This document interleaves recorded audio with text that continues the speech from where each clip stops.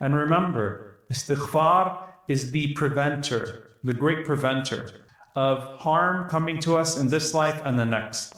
That is the practical benefit, the most immediate benefit we can take in Ramadan. Every night at the time of suhoor, right before Fajr, astaghfirullah, astaghfirullah, astaghfirullah. Those last moments before Fajr, alhamdulillah, we're staying up most of the night, these nights anyway. Instead of trying to gulp down all your water, make sure you leave some time for istighfar. At the end of every single night.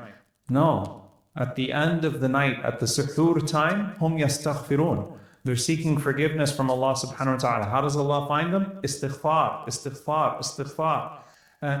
Bear witness, O devil, by my might, by my majesty, I will never stop forgiving them as long as they keep asking me for my forgiveness. What kind of a Rabb are you dealing with? Assalamu alaikum wa rahmatullahi wa barakatuh. Bismillah, alhamdulillah, salatu wassalamu ala rasulillah wa ala alihi wa sahbihi wa man wala. Dear brothers and sisters, last week of Ramadan, may Allah subhanahu wa ta'ala allow us to finish it strong. May Allah subhanahu wa ta'ala allow us to be amongst those who observe Laylatul Qadr. May Allah subhanahu wa ta'ala accept our Ramadan, our Siyam, our Qiyam, our Tilawatul Quran, everything that we put forth. And may Allah forgive us for any shortcomings. Allahumma ameen. I know that some of us might feel sometimes, I didn't do enough. And every night as Fajr starts to come in, you start to remember and you start to say, I wish I would have done more du'a. I wish I would have read more Quran. I wish I would have done this. I wish I would have done that. And then that hopelessness might start to kick in as you're getting close to the end of Ramadan. Like, was I even amongst those that caught Laylatul Qadr or not? Was I amongst those that caught the last 10 nights or not? So I wanted to remind actually with a powerful hadith. And before I even mention the hadith from the Prophet sallallahu alaihi wasallam, Jazakallah khair, Hafidhullah read the verse, وَهُوَ الَّذِي يَقْبَلُ التَّوْبَةَ عَنْ عِبَادِهِ. Allah is the one who accepts the repentance of His servants. وَيَعْفُو عَنِ السَّيِّئَاتِ. And Allah pardons all of their sins. وَيَعْلَمُ مَا تَفْعَلُونَ. And Allah knows that which you do. And subhanAllah, if you're reading the verse, it's as if Allah subhanahu wa ta'ala is answering the secondary whispers that you might have. يَقْبَلُ التَّوْبَةَ عَنْ عِبَادِهِ. Allah accepts the repentance of His servants. Okay, but what about those sins? وَيَعْفُ عَنِ السَّيِّئَاتِ. All of them are gone. But Allah knows I'm not like those people that do so much and that worship so much. Wallahu ya'lamu ma taf'alun. Allah knows what you do. Allah knows who you are. Allah knows how He created you. And remember the hadith yesterday about the conversation between Allah and the angels about us. About us, right? Who remembers what Allah subhanahu wa ta'ala tells the angels about forgiving the servant that continues to commit the same sin but tries over and over again to quit it and asks Allah for forgiveness? Who remembers what Allah tells the angels? Anyone? Anyone other than Sheikh Yasser? Sheikh Yasser, please don't answer. Jazakallah khair. What is it? Yes. Allah says to the angels, bear witness أَنِّي قَدْ غَفَرْتُ لَهُ, that I have forgiven this person. Why? عَلِمَ أَنَّ لَهُ رَبًّا يَغْفِرُ الذَّنْبِ. Because he knew that he had a Lord that forgives sins. His knowledge of Allah as a Lord that is forgiving caused me to forgive him. That's why he keeps on calling on to me.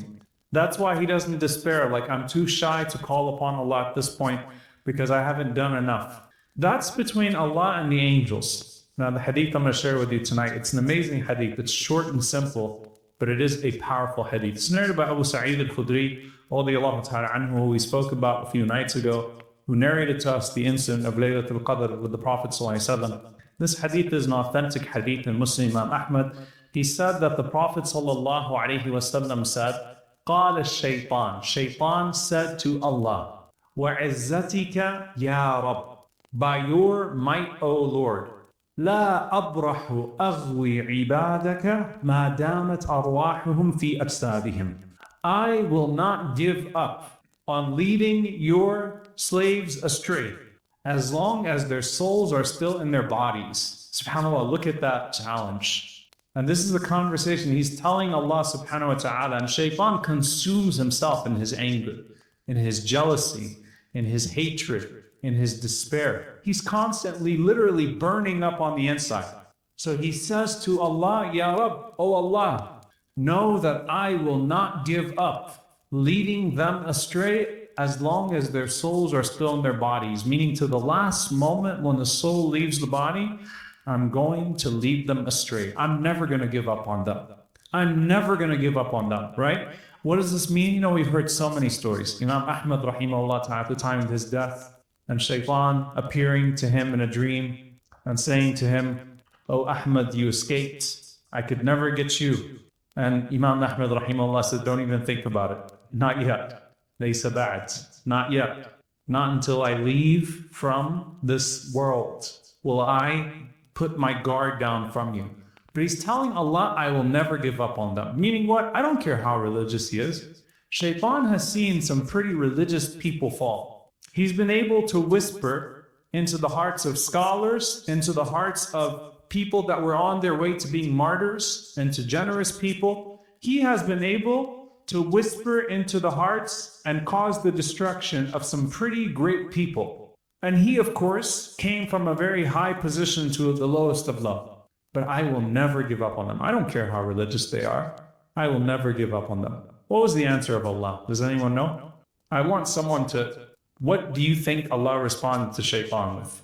Allah responded to shaitan, وَعِزَّتِي وَجَلَالِي لَا أَزَالُ أَغْفِرَ لَهُمْ مَسْتَغْفِرُونَ. Bear witness, O devil, by my might, by my majesty, I will never stop forgiving them as long as they keep asking me for my forgiveness. What kind of a Rabb are you dealing with? What kind? I mean, subhanAllah, if you could, you know, the people made idols because they wanted to make their gods and own them. And the Quran tells us you could not fashion a Lord better than Allah for you. What kind of a Rabb are you calling upon? What kind of a merciful Lord are you calling upon? Now here's the thing about this hadith. You could walk away from it and say, mercy, alhamdulillah. Allah could have responded to shaitan, and Allah could have said to the shaitan, I will keep on calling them to good until they die, right? Meaning, it still goes back to them, how they're going to end up at the end of the day.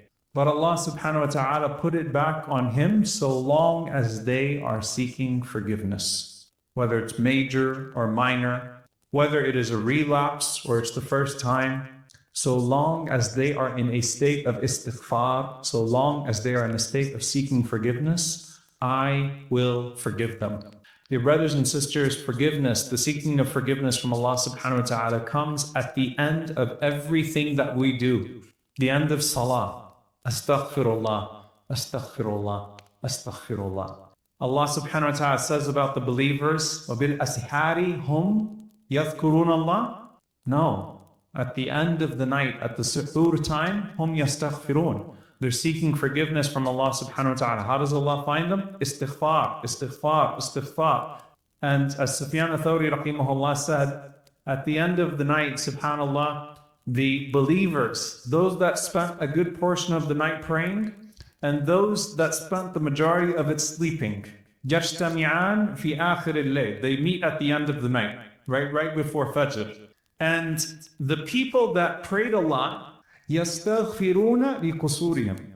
They're seeking forgiveness because they feel like they didn't do enough for the deficiencies in their good deeds. And the people that slept a lot and that didn't do much, يَسْتَغْفِرُونَ لِذُنُوبِهِمْ. They're seeking forgiveness for their sins. They're seeking forgiveness because they slept too much of the night and they wanted to do more. SubhanAllah. But the point is, at the time of suhoor, right before Fajr, hum yastaghfirun. They are seeking forgiveness. What's the practical benefit of this in Ramadan? No matter what you did during the night, those last moments before Fajr, you know, alhamdulillah, we're staying up most of the night these nights anyway. Instead of trying to gulp down all your water, make sure you leave some time for istighfar at the end of every single night. That is the practical benefit, the most immediate benefit we can take from Ramadan. Every night at the time of suhoor, right before Fajr, astaghfirullah, astaghfirullah, astaghfirullah. Put it back to Allah subhanahu wa ta'ala. That's the practical benefit in Ramadan. Outside of Ramadan, when we talk about the continuation of habits, there is nothing like istighfar. Istighfar in the morning and in the evening.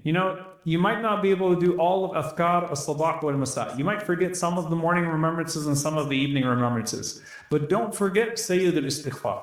If Allahumma anta rabbi la ilaha illa ant khalaqtani wa ana abduk, until the end of it. The very famous chief of seeking forgiveness from Allah subhanahu wa ta'ala. The best dua to seek forgiveness with. If you don't get to read all of them, at least say that one in the morning and in the evening between Asr and Maghrib, as Maghrib is about to come in. If you forget the Adhkar during the day, remember that the Prophet ﷺ said, I seek forgiveness from Allah subhanahu wa ta'ala at least 100 times every single day. Then let istighfar be at the top of your list.